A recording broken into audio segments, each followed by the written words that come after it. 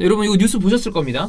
아이메르 라포르트 프랑스 국적의 선수예요. 근데 그거 아세요?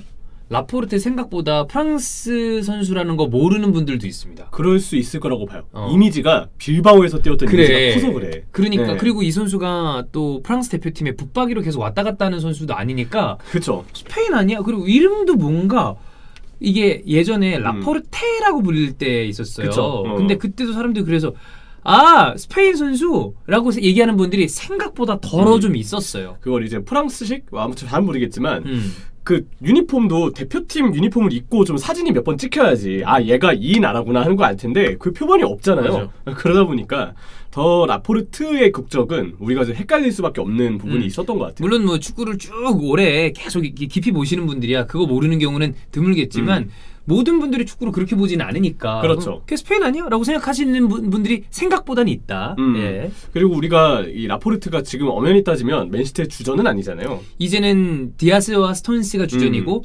서드로 봐야죠. 그렇죠. 아케랑 같이. 그렇죠. 그러다 보니까 라포르트의 기량이 약간 좀 평가가 절하되는 부분은 있지만 이 선수가 큰 경기에서 약한 거 제외하면 굉장히 좋은 수비수예요. 원래 라포르트가 왼발잡이 또 빌드업되는 아주 유망한 자원이었는데 리옹전 그다음에 또 소니한테 털렸던 거 토트넘전 그리고 이제 이런 게 누적되다 보니까 맨시티 팬들은 믿을 수 없다. 올 시즌 소튼전도 약간 안 좋을 때도 있었고 그렇긴 했는데 그래도 기본적으로 그럼요. 좋은 수비수죠. 굉장히 좋은 수비. 그리고 또 중요한 순간에 리그컵 결승에서는 본인이 결승골을 넣었으니까. 맨시티 이외의 팀에 가면 솔직히 주전 자리는 갈 수 있어요.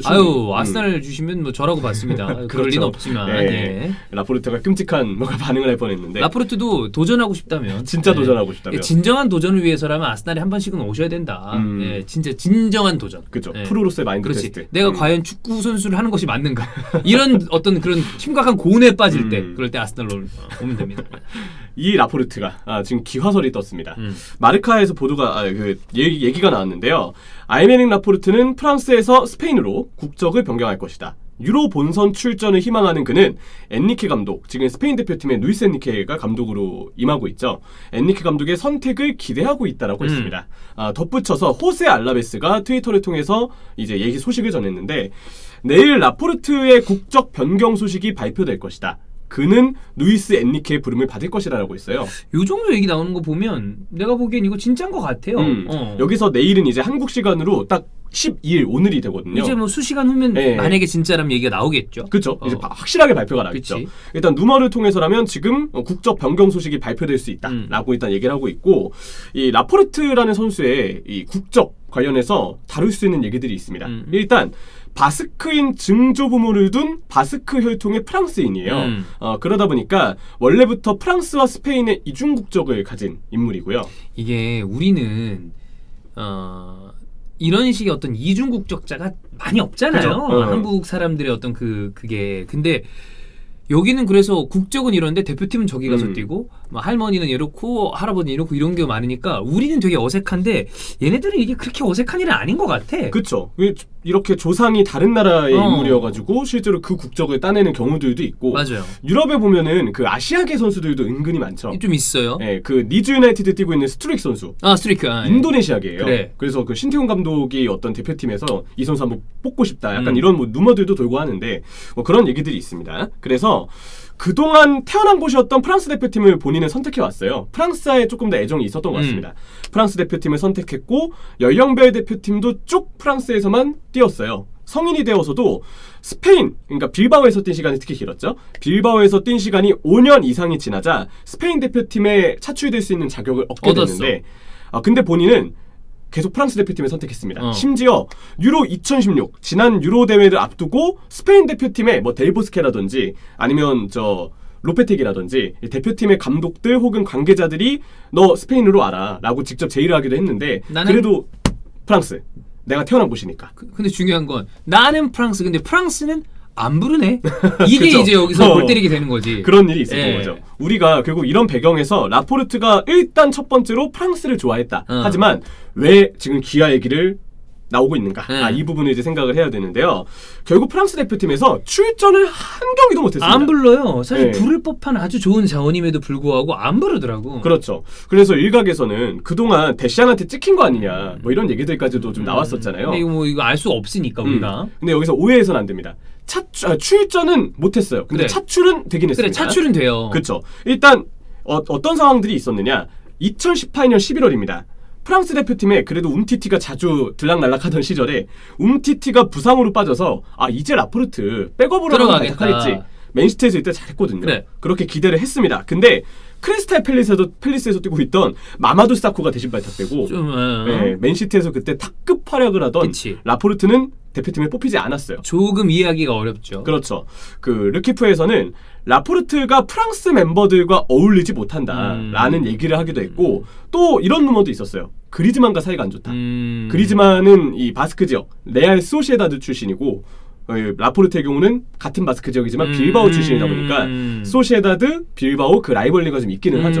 뭐 이런 설도 있었어요. 그래서 그리즈만은 프랑스 대표팀의 전력에서나 팀 분위기에서나 핵심이고 중심에 있고 핵심이기 때문에 데시안 감독이 같이 한 팀에 섞는 걸 좀 꺼려하고 있다. 뭐 이런 얘기들까지도 돌기는 했습니다. 근데 뭐 이게 진짜인지 아닌지 몰라요. 이런 여러 가지 기사들이 나오는 거고 뭐 빌바오랑 이 소시에다드가 바스크 더비니까 뭐 그렇다 치는데 과연 진짜로 그런지는 우리는 알 수 없습니다만 그쵸. 이런 것 때문에 출전하지 못하는 게 아니냐라고 얘기가 나오는 거죠. 뭐 그런 바스크 뭐 팀 이유를 떠나서 그냥 둘 간에 뭔가 일이 있었을지도 모르고 있고 근데 그것도 없었을 수도 있고 그렇죠.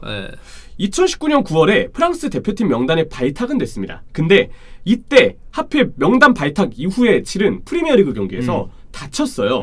그래서 결국 차출 명단에서 부상으로 인해 제외가 되는 불운이 있었고 이 기회를 놓치면서 결국 차출도 멀어지고 출전은 당연히 더 없었고 그렇지. 이런 일이 반복이 됐습니다. 자, 그럼 이런 상황에서 라포르트가 지금 스페인 쪽으로 간다는 이야기가 나오고 있는데 그냥 라포르트 개인 입장에서 프랑스 쪽의 국적을 유지해서 프랑스 대표팀에 가는 것이 본인이 이제 앞으로 유로, 그다음에 카타르 월드컵까지 유리한지 아니면 스페인 쪽을 선택을 해서 유로 그리고 카타르 월드까지 유리한지는 센터백의 지금 이 상황을 보면 되잖아. 우리가 그렇죠. 그걸 한번 체크해 봅시다. 네, 일단 프랑스 대표팀에 당장 생각나는 센터백이 참 많죠.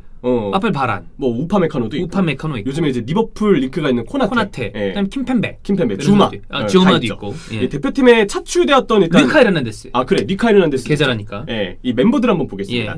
최근에 차출됐던 선수들 중에 주전이라고 할 수 있는 선수는 바란과 킴펜베, 우파메카노 세 명의 출전 빈도가 가장 많았고요. 백업 센터백, 이 바르셀로나에서 영주형님이 항상 페널티킥 많이 내준다고 뭐라고 하시는 렁글레 있고. 백업 센터백으로 차출되고 리카엘 헤난데스는 굳이 따지면 대표팀에서 왼쪽 풀백에 좀 더 주전에 가까워요. 근데 상황에 따라서는 센터백도 볼 수 있는 자원이고 다 보는 선수니까. 센터백 경력이 있긴 합니다. A매치에서. 그래서 리카엘 헤난데스도 센터백의 백업으로 대기 중.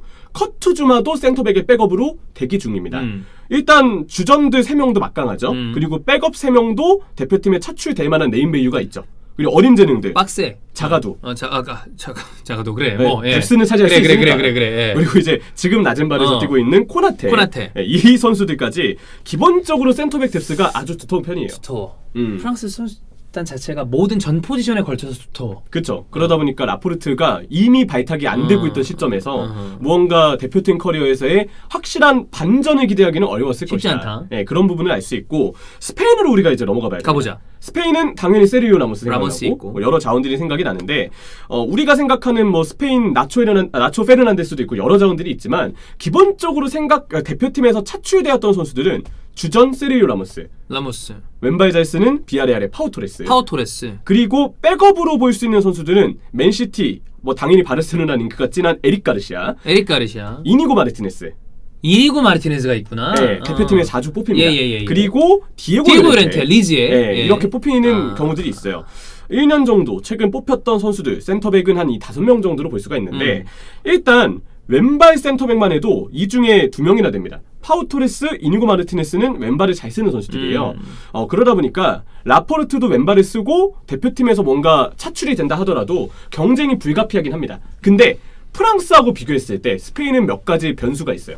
첫 번째로 라모스가 지금 부상 이슈가 끊이지 않고 있죠. 그렇죠. 그리고 이제 이 선수의 나이도 있고 그리고 지금 또 이 시즌 아웃 얘기가 나왔잖아요. 그렇죠. 그러니까 올해를 기점으로 라모스는 내구성에 문제가 생기는 느낌이 좀 있단 말이야. 네, 그리고 내구성 문제가 자주 반복되면 아무리 클래스 있는 선수도 폼이 떨어집니다. 당연하죠. 나이도 일단 무시 못하고. 86인데.